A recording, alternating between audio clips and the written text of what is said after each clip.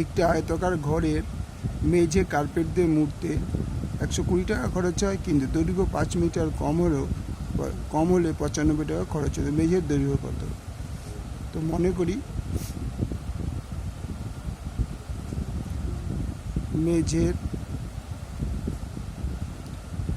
দৈর্ঘ্য equal to x metre এবং প্রস্থ ইকুয়াল টু y মিটার, কিন্তু তিনি বলছেন তাই ক্ষেত্রফল xy বর্গমিটার, xy বর্গমিটারে খরচ মিটারে খরচ ইকুয়াল টু 120 টাকা। আবার দৈর্ঘ্য 5 মিটার কম হলে, দৈর্ঘ্য 5 মিটার কম হলে দৈর্ঘ্য হয় x - 5 মিটার, তখন খরচ হয় 95 টাকা। সুতরাং x - 5 into y equal to x - y বর্গমিটার।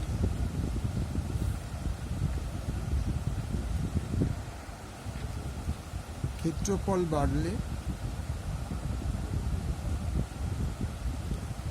বাড়লে খরচও বাড়ে, তাই অনুপাত সমান।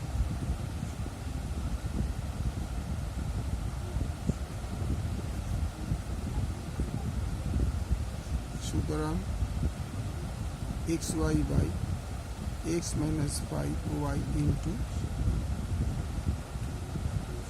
120/95,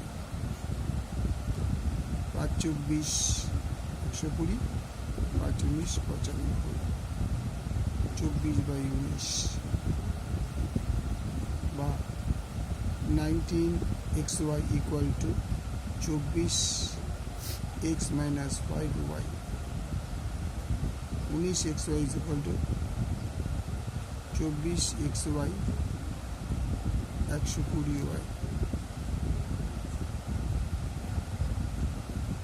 তাহলে 19xy minus 24xy equal to minus 120y। তাহলে minus 5xy equal to minus 120y, minus minus কেটে গেল।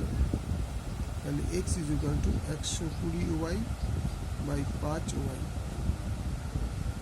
5 × 24 120, y কেটে গেল 24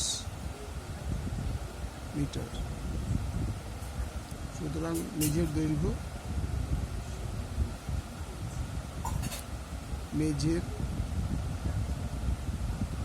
দৈর্ঘ্য ইকুয়াল টু 24 মিটার। এটা শর্টভাবে করা যায়, বাট এই অঙ্কটা ইম্পর্টেন্ট আছে, ওই জন্য তোমাদের পোস্ট করলাম। ভালো করে বুঝে নাও, বুঝতে না পারলে কমেন্টস করো, সবসময় কমেন্টস করবে। যেটা বুঝতে পারো না সেটা কমেন্টস করবে, আমি সেটাকে আবার রিভিউ করিয়ে দেবো। ওকে।